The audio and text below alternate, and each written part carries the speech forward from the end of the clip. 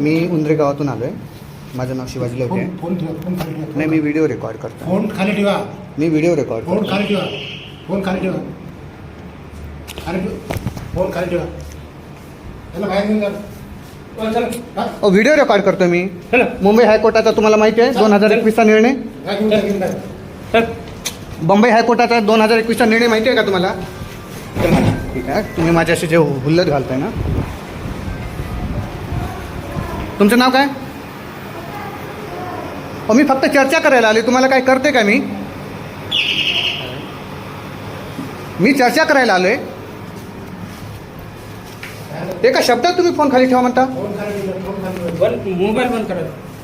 तुम्ही बोला ना इकडं. असं काय करताय तुम्ही? मला जबरदस्ती करता. कोण आहे तुम्ही? मी व्हिडिओ रेकॉर्ड करतोय. साधी चर्चा करणार आहे. व्हिडिओ रेकॉर्ड करून चर्चा करणार. नाही नाही, मी काय अनलिगल करतोय का? नाव काय साहेब तुमचं?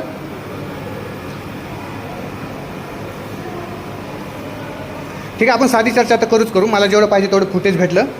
फोन खाली ठेवून तर बंद करून तर चर्चा करू शकता का नाही?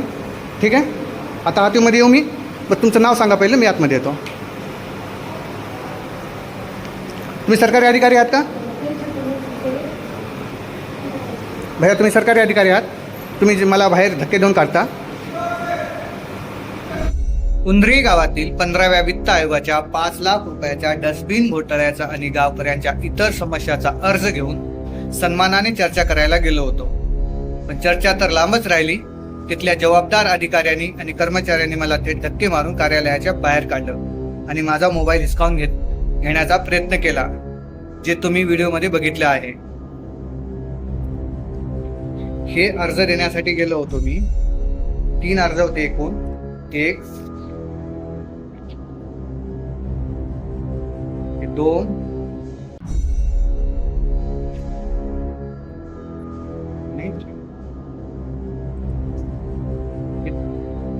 3.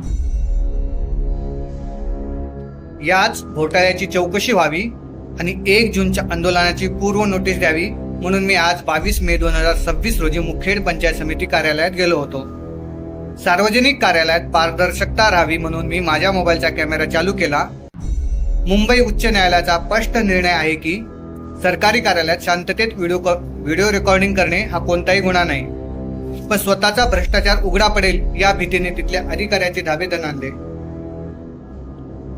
व्हिडिओ हा वर्ग 1 किंवा वर्ग 2चा अधिकारी असतो.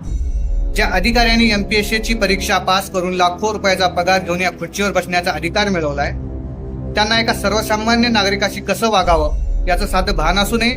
त्या श्रेणीच्या अधिकाऱ्याला कार्यालयात आलेला एक सिंगल माणूस शांतपणे हँडल करता येत नाही, तो अधिकारी अख्खा तालुका कसा सांभाळत असेल?